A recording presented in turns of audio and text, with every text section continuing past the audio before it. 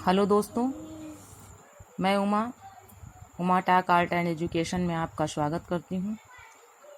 हम लोग पढ़ रहे थे आर्ट के पीजीटी टीजीटी की क्लासेस, जिसमें जो है रविन्द्रनाथ टैगोर का आज हम पढ़ेंगे जीवन परिचय। देखते हैं, रविन्द्रनाथ ठाकुर 1861 ईस्वी में इनका जन्म हुआ था।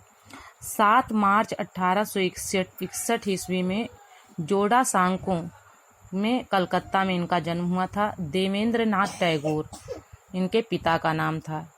इनके पिता का क्या नाम था? देवेंद्रनाथ टैगोर। और इनका जन्म 7 मार्च 1861 ईस्वी में हुआ था, जोड़ा सांकों कलकत्ता में। रविन्द्रनाथ टैगोर ने जो है 68 वर्ष की आयु में जो चित्रण करना जो है प्रारंभ कर दिया था। और आधुनिक भारतीय चित्रकला के पितामह किसे कहा जाता है? इन्हीं को कहा जाता है, यानी रविन्द्रनाथ टैगोर को ही आधुनिक भारतीय चित्रकला का पितामह कहा जाता है। अब है, रविन्द्रनाथ टैगोर की शैली आधुनिक भारतीय शैली थी। इनकी शैली कैसी थी? आधुनिक भारतीय शैली थी। और रविन्द्रनाथ के चित्रों का विषय क्या था? भारतीय नारी। इनके चित्रों का विषय था भारतीय नारी।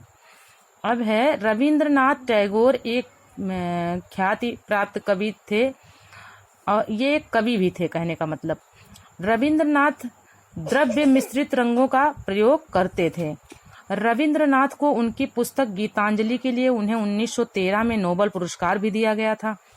परिष्कृत बाल कलाकार भी इन्हें ही कहा जाता है, यानी परिष्कृत बाल कलाकार भी इन्हें कहा जाता है। और रविन्द्रनाथ की कला को बच्चों की कला किसने कहा था?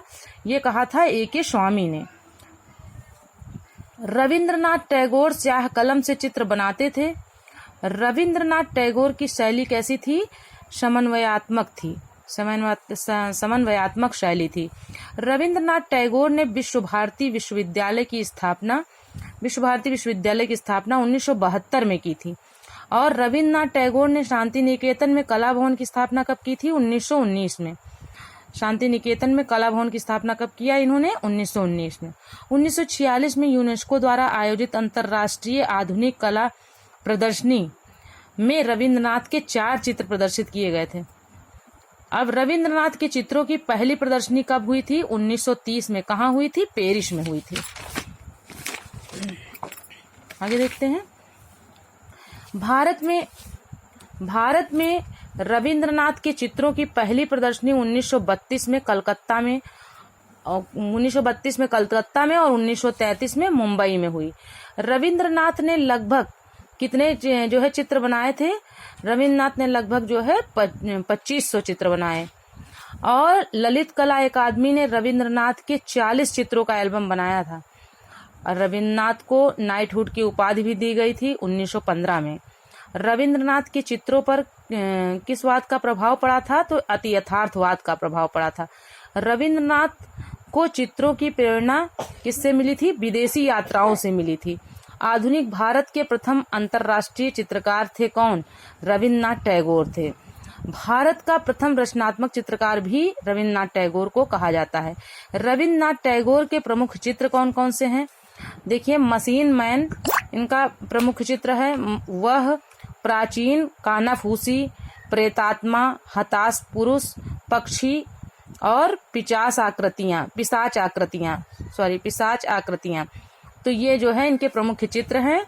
और इनका जो भी शार्ट में है वही मैंने बताया है, बहुत एक्स्ट्रा, क्योंकि इसमें परिवार का उसमें ज़्यादा पूछा नहीं जाता है।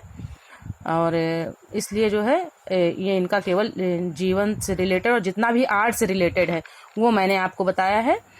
और दोस्तों, अगर आपको मेरा पढ़ाया हुआ या जो भी मैंने समझाया वो अगर आपको अच्छा लगे तो आप हमारे channel Uma talk art and education को अगर चैनल पर पहली बार हैं तो सब्सक्राइब करें और लाइक करें और बेल आइकन भी दबा दें, ताकि आपको मेरी अगली वीडियो समय पे मिल जाए।